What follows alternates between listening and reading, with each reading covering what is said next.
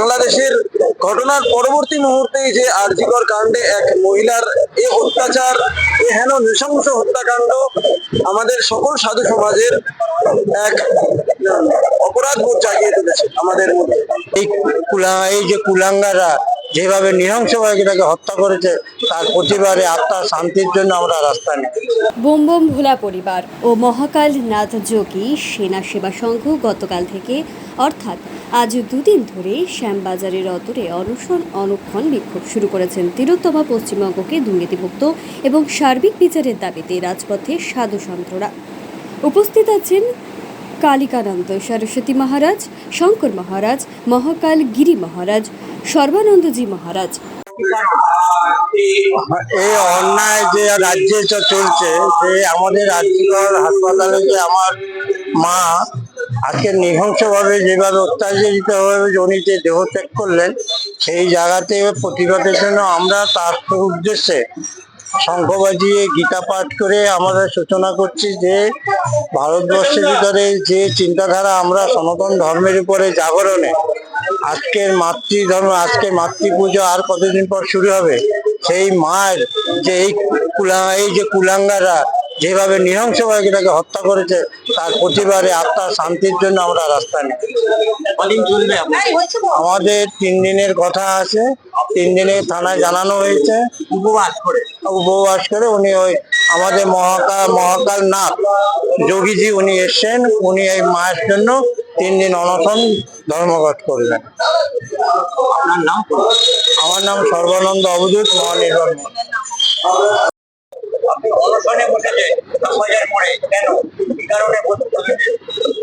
জয় হিন্দ, বন্দে মাতরম।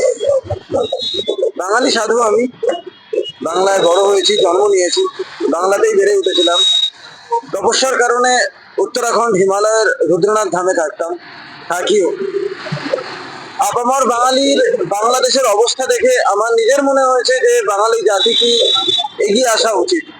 তৎপশ্চাৎ বাংলাদেশের ঘটনার পরবর্তী মুহূর্তেই যে আরজিকর কাণ্ডে এক মহিলার এ অত্যাচার, এ হেন নৃশংস হত্যাকাণ্ড আমাদের সকল সাধু সমাজের এক অপরাধ বোধ জাগিয়ে তুলেছে আমাদের মধ্যে। আমরা নিজেরা এক অপরাধ বোধে ভুগছি। যেখানে আমরা মা দুর্গা পূজা করি, সেই রাজ্যে যখন এ ধরনের পৈশাচিক হত্যাকাণ্ড হয়, তার বিরুদ্ধে আওয়াজ তোলার জন্য আমরা একত্রিত হয়েছি। এবং এই অনশন আমার নিজস্ব ব্যক্তিগত, আমি কোনো রাজনৈতিক দল বা মতাদর্শ থেকে প্রেরিত নই। রাজনৈতিক মতাদর্শ বিনা আমি অনশন নিজের ব্যক্তিগতভাবে এই ঘুণধরা সিস্টেমের বিরুদ্ধে গিয়ে আমি আর্জি জানাচ্ছি যাতে আমাদের ছোট বোন মা অভয়া, কাদম্বিনী, তিলোত্তমা সে এক সুবিচার পায় এবং পশ্চিমবঙ্গে এক সুষ্ঠু রাজনৈতিক এবং সামাজিক বাতাবরণ তৈরি হয়। সেক্ষেত্রেই আমাদের এই অনশন। আপাতত এই অনশন আমরা 21 দিন ভেবেছি। মুখ্য আমাদের ইচ্ছা আছে সম্পূর্ণ যতদিন না এই বিচার প্রাপ্ত হয় ততদিন আমরা অনশন জারি রাখবো।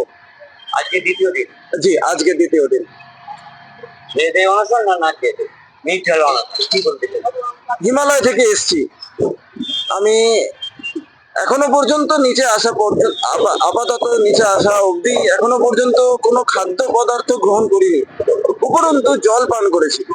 কারণ বিনা জল পান করে আমি আমার শরীরকে ঠিক রাখতে পারছিলাম না। কারণ এখানের যে পরিমাণ গরম আর যে পরিমাণ আবহাওয়া রাস্তার উপরে, আমার মনে হয়েছে জল পান করা একান্ত জরুরি। কেবলমাত্র জল পান করেছি। আপনার নাম? বম বম ভোলা, কালিকানন্দ সরস্বতী এ নামেও জানা। জঘন্য ভাবে তার সাথে যা ভাব দেওয়া হয়েছে, তার যাতে আত্মার শান্তির কামনা করি এবং শঙ্খ বাজিয়ে গীতা পাঠ করে, কারণ সাধুদের কাজ হচ্ছে শঙ্খে ধ্বনি দেওয়া, গীতা পাঠ করা, জপ করা, মহারুদ্র যজ্ঞ করা, এই কাজগুলো হচ্ছে সন্তদের কাজ। যাতে তাদের এই মায়ের আমাদের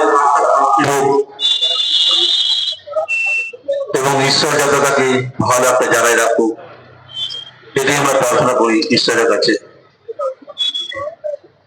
আর যত ভক্তরা রয়েছেন, মায়েরা বাবারা যারা রয়েছেন, আপনারা সবাই মিলে ওমকার ধ্বনি দিবেন 3 বার। তারপরে আমাদের মহাকাল গিরি মহারাজ গীতা পাঠ করবেন অভয় মায়ের নামে, এবং আমরা চেষ্টা করব নিঃশ্বাসটা সুন্দরভাবে নাক থেকে নিয়ে মুখ থেকে আমরা চলার চেষ্টা করবো। 3 বার ওমকার ধ্বনি দেব।